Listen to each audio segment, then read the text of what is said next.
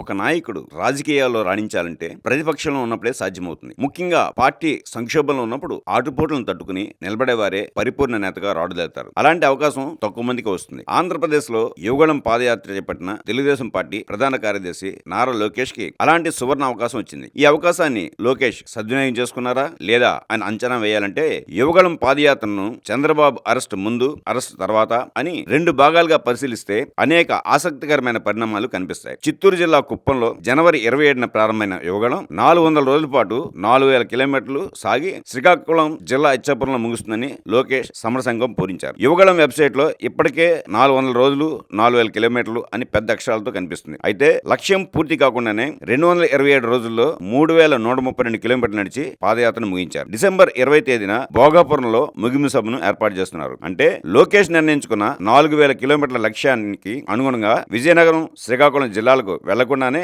పాదయాత్రను ముగించారు. అనుకున్న లక్ష్యాన్ని పూర్తి చేయకుండా హడావుడిగా పాదయాత్రను ముగిస్తూ ఆంధ్రులు ఆరంభసూలు అనే మాటని లోకేష్ నిజం చేస్తున్నారా అనిపిస్తుంది. పాదయాత్రకు ఆదిలోనే చిత్తూరు జిల్లాలో పోలీసులు పలు ఆంక్షలు విధిస్తూ మైక్ సెట్లను తొలగించిన లోకేష్ అంబేద్కర్ రాజ్యాంగాన్ని చేతిలో పట్టుకుని ఎన్ని ఇబ్బందులు వచ్చినా పాదయాత్ర కొనసాగిస్తానని చెప్పి పట్టు విడవకుండా పాదయాత్రను కొనసాగించారు. అనంతపురం జిల్లా చేరుకునేసరికి ఆయన మరింత రాటుదేలినట్టు కనిపించారు. అదే సమయంలో పట్టభద్రుల ఎమ్మెల్సీ ఎన్నికల్లో టీడీపీ విజయం సాధించడంతో పార్టీ శ్రేణులు ఉత్సాహంతో పనిచేశారు. మీడియా దృష్టిని కూడా తన వైపు తిప్పుకోగలిగారు. ఎమ్మెల్సీ ఎన్నికల్లో పార్టీ విజయానికి పాదయాత్ర దోహదపడిందనే విశ్వాసం టీడీపీ కార్యకర్తల్లో కలిగింది. భీమవరం, ఉంగుటూరు, గన్నవరం, నూజివీడులో పాదయాత్రను వైసీపీ కార్యకర్తలు అడ్డుకుని దాడులు చేసి అధికార బలంతో తిరిగి టీడీపీ వారిపైన కేసులు నమోదు చేసినా వారి ప్రయత్నాలను తిప్పికొడుతూనే లోకేష్ విజయవంతంగా ముందుకు సాగారు. పాదయాత్రలో భాగంగా 17వ తేదీ వరకు యువనేత లోకేష్ 70 బహిరంగ సభల్లో పాల్గొన్నారు. 155 ముఖాముఖి సమావేశాలు నిర్వహించారు. 12 ప్రత్యేక కార్యక్రమాలు, 8 రచ్చబండ్లు ఏర్పాటు చేశారు. మొత్తం మీద యుగంలో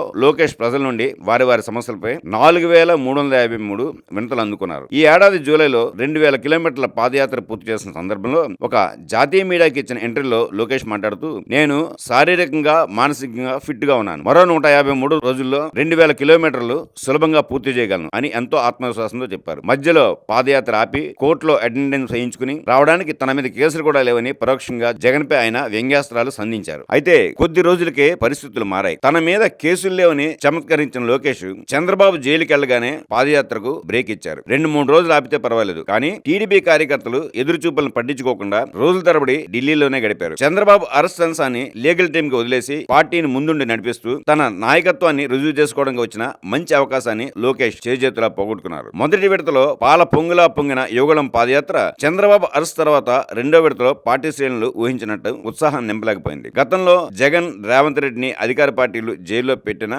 వారు అనుకున్న లక్ష్యం చేరుకున్నారు. వారిలాగే లోకేష్ మీద కూడా వైఎస్ఆర్సీపీ కక్ష సాధింపు చర్యలు తీసుకుని ఉంటే ఆయన మహా అయితే జైలుకు వెళ్లి వచ్చేవారు. అది కూడా రాజకీయంగా ఆయన్ను మరో మెట్టు ఎక్కించేది. కానీ లోకేష్ అంది వచ్చిన ఆయుధాలను వదిలేసి ఏపీ రంగక్షేత్రాన్ని వదిలి ఢిల్లీ చుట్టూ తిరగడంతో ఆయన నాయకత్వంపై సందేహాలు పెరిగాయి. ఈ పరిణామాలు టీడీపీని చంద్రబాబు తప్ప మరెవరూ కాపాడలేరని, ఆయన లోటును ఇంకెవరూ పూడ్చలేరని క్షేత్రస్థాయిలో ప్రజలు చర్చించుకునే వరకు పరిస్థితి దిగజారింది. ఇప్పుడు యుద్ధం ముగిశాక కత్తి పట్టినట్టు పాదయాత్రను పునఃప్రారంభించిన లోకేష్ పార్టీ శ్రేణుల్లో మునపడి ఉత్సాహాన్ని తీసుకురాలేకపోయారు. 2003లో ప్రజాప్రస్థానం పేరుతో చేపట్టిన పాదయాత్రలో దివంగత నేత వైఎస్ రాజశేఖర రెడ్డి 68 రోజుల పాటు 1600 కిలోమీటర్లు నడిచారు. మండు టెండలో రోజుకు సుమారు 24 నుంచి 28 కిలోమీటర్లు నడుస్తూ ప్రజల కష్ట నష్టాలు తెలుసుకున్నారు. 2013లో టీడీపీ అధినేత చంద్రబాబు నాయుడు కూడా వస్తున్నా మీకోసం అంటూ 208 రోజుల పాటు 2004 కిలోమీటర్ల పాదయాత్ర చేశారు. 63 ఏళ్ల వయసులో ఆయన ఆరోగ్యపరమైన ఇబ్బందులకు వెరవకుండా ఎక్కడ ఆపకుండా పాదయాత్ర చేశారు. విరామం లేకుండా పాదయాత్ర చేసిన ఈ మహానాయకులతో పోలిస్తే డిస్టింక్షన్ రావాల్సిన యువగళం పాదయాత్రకు కేవలం 50 మార్కులు మాత్రమే పడతాయి. ఇచ్చాపురం వరకు వెళ్తానని చెప్పి మధ్యలో విరామాలు ఇస్తూ చివరికి ఆగమేఘాల మీద ముగింపు పలకడం లోకేష్ కే చెల్లింది. జగన్ 341 రోజుల 3648 కిలోమీటర్ల ప్రజా సంకల్ప యాత్ర రికార్డును 400 రోజుల్లో బద్దలు కొట్టాలని బయలుదేరిన లోకేష్ ఎన్నికలకు ఇంకా సమయం ఉన్న 227 రోజులకే చాప చుట్టేశారు. రాజకీయాల్లో ఆత్మహత్యలు తప్ప హత్యలుండవని ఎంతో మంది నిరూపించినట్టే లోకేష్ కూడా దానికి అతీతం కాదనిపించారు. 2024 ఎన్నికల్లో టీడీపీ గెలుపు, చంద్రబాబు తర్వాత పార్టీలో పట్టు సాధించడం, ఈ 2 లక్ష్యాలతో లోకేష్ పాదయాత్ర మొదలుపెట్టారు. జగన్ ప్రజా సంకల్ప యాత్ర అయినా, రాహుల్ గాంధీ భారత్ జోడో యాత్ర అయినా ప్రతి రాజకీయ నాయకుడికి అంతిమ లక్ష్యం అధికారమే. కానీ పాదయాత్ర అధికార దాహంతో చేస్తున్నట్టుగా కనిపించకూడదు. ప్రజల ఇబ్బందులు, అవసరాలు, ఆకాంక్షలు తెలుసుకోవడానికి అన్నట్టు సాగాలి. అప్పుల్లో కూరుకుపోయిన రైతన్నులు, ఉద్యోగం కోసం ఎదురు చూస్తున్న యువత, నెలల తరబడి జీతాలు అందని కాంట్రాక్టు ఉద్యోగులు, పెన్షన్ అందని వృద్ధులు, నిర్లక్ష్యానికి గురైన వర్గాలు, ఇలా అనేక మంది పాదయాత్రలో తమ గోడు చెప్పుకుంటారు. వీరందరికీ భరోసా ఇస్తూ చేస్తూ ఆ అనుభవాల ఆధారంగా నాయకుడు తన మేనిఫెస్టోని ప్రణాళికను రూపొందించుకోవాలి. అధికార పక్షాన్ని తిట్టడానికే పరిమితం కాకుండా పరోక్షంగా సమస్యల్ని ఎండగడుతూ